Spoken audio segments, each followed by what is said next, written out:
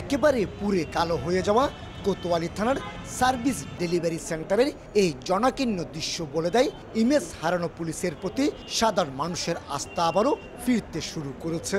নানা সমস্যা নিয়ে প্রতিকারের আশায় আবারও তারা ছুটছেন পুলিশের কাছে। চলছে গুরুত্বপূর্ণ স্থানে সেন্ট্রি ডিউটি ও অনলাইন জিডি এন্ট্রি। 5 আগস্ট হাসিনা সরকার পতন পরবর্তী পরিস্থিতি পেরিয়ে ইতিমধ্যে কাজে যোগ দিয়েছেন সিএমপির সর্বস্তরের কর্মকর্তা ও সব পুলিশ সদস্য। থানার ভারপ্রাপ্ত কর্মকর্তারাই সার্ভিস ডেলিভারি সেন্টারে বসে সেবা দিচ্ছেন সাধারণ মানুষের। সংকটের মাঝেও অপরাধী দমনে জিরো টলারেন্সের ঘোষণা সিএমপি কমিশনারের। Zero tolerance against crime and fear of crime. অপরাধ এবং অপরাধজনিত ভীতি দুটোই আমরা দূর করব চট্টগ্রাম নগরী থেকে। তো সেই লক্ষ্যে আমরা কাজ করব। আওয়ামী লীগ সরকার পতন পরবর্তী সময়ে থানা ও ফাঁড়ি থেকে লুট হয় 815টি অস্ত্র এবং 82,252 রাউন্ড গুলি। পুলিশ ও র্যাবের অভিযানে 617টি অস্ত্র এবং 56,858 রাউন্ড গুলি উদ্ধার হয়েছে।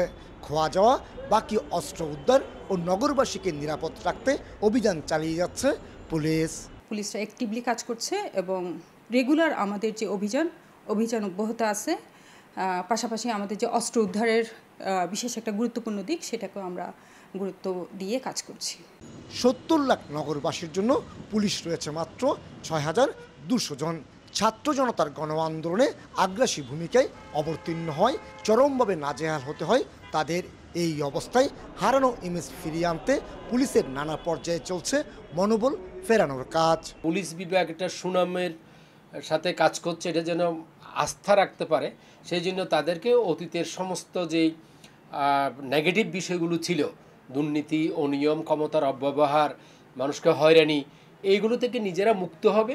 প্রত্যেকটা বিষয়টা আসলে আমরা অর্গানাইজ করার জন্য চেষ্টা করছি, যাতে করে আমাদের যে ভুল ত্রুটিগুলো ছিল বা যে গ্যাপগুলো ছিল সেগুলো যাতে আমরা না থেকে আমরা যাতে একটা গতিশীল পুলিশিংয়ের দিকে সামনে এগিয়ে যেতে পারি, সেই ব্যাপারে আমরা কিন্তু কাজ করছি। সরকার পতনের দিনেই চট্টগ্রাম মেট্রোপলিটন পুলিশের সদর দপ্তর, 16 থানা, ফাঁড়ি এবং ট্রাফিক বক্স সহ গুরুত্বপূর্ণ 29টি স্থাপনা ক্ষতিগ্রস্ত হয়।